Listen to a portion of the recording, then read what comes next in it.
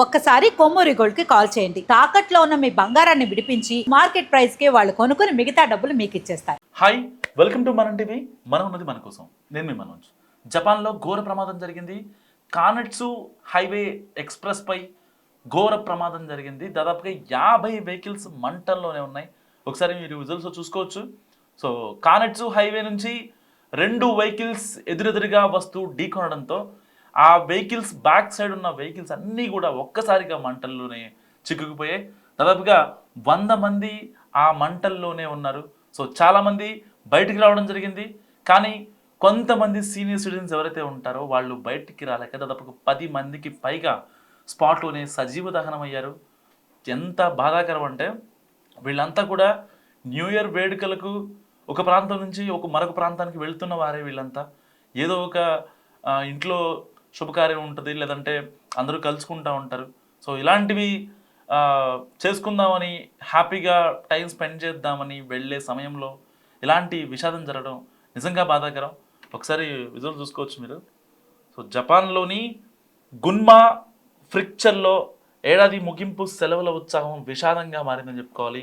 టోక్యోకు సమీపంలోని మినాకామి పట్టణంలో ఉన్న కానెట్సు హైవేపై అర్ధరాత్రి వేళ ఊహించని రీతిలో భారీ ప్రమాదం సంభవించింది.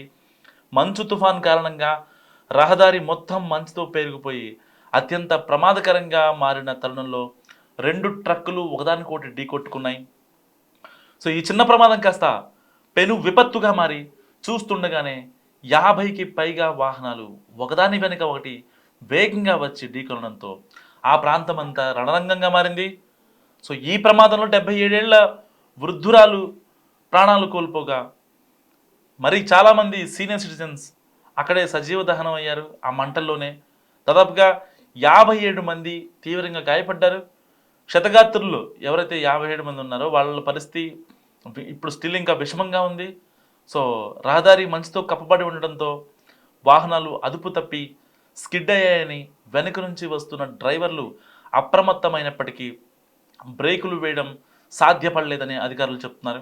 సో ప్రమాదం జరిగిన సమయంలో మంచు తుఫాను హెచ్చరికలు అమల్లో ఉండడంతో సహాయక చర్యలు కూడా తీవ్ర ఆటంకం కలిగింది. సో ఢీకొన్న వాహనాలు తాకిడికి ప్రమాద స్థలంలో ఒక్కసారిగా మంటలు చెలరేగడం పరిస్థితిని మరింత దారుణంగా మార్చింది. ఈ అగ్ని ప్రమాదంలో డజనుకు పైగా వాహనాలు మంటల్లో చిక్కుగా కొన్ని కార్లు పూర్తిగా కాలి బూడిదైపోయాయి. సమాచారం అందుకున్న పోలీసులు వెంటనే ఘటనా స్థలానికి చేరుకుని క్షతగాత్రులను ఆసుపత్రులు తరలించారు. ప్రస్తుతం ఎక్స్ప్రెస్ హైవేలోని కొంత భాగాన్ని మూసివేసి శిథిలాల తొలగింపు చర్యలు చేపడుతున్నారు. సెలవుల వేళ ప్రయాణాల్లో ఉన్న ప్రజలకు ఈ ఘటన నిజంగా తీవ్ర దిగ్భ్రాంతిని కలిగించింది. సో ఇప్పటికే ఆ హైవేని కూడా తాత్కాలికంగా మూసేసిన పరిస్థితి. ఇమాజిన్ 50 వెహికల్స్ ఒక్కసారిగా మంటల్లో చిక్కుకుపోవడం అంటే మామూలు విషయం కాదు. ఎంత ప్రాణ నష్టం, ఎంత ఆస్తి నష్టం జరిగి ఉంటుంది. అండ్ దట్టు ఈ క్రిస్మస్ అయిపోయింది. సో న్యూ ఇయర్ వేడుకలకు జనం అంతా సిద్ధమవుతున్నారు. ఎవరిళ్ళకి వాళ్ళు వెళ్తారు. సో హ్యాపీగా టైం స్పెండ్ చేసుకుంటారు. సో వాళ్ళ ఇంట్లో వాళ్ళని జాబులు చేసుకునే వాళ్ళు దూరంగా ఉంటూ ఇంటికి వెళ్ళే వాళ్ళు ఉంటారు. సో ఇన్ని రకాలైన ఇన్ని కేటగిరీస్ ప్రజలు ఉంటారు.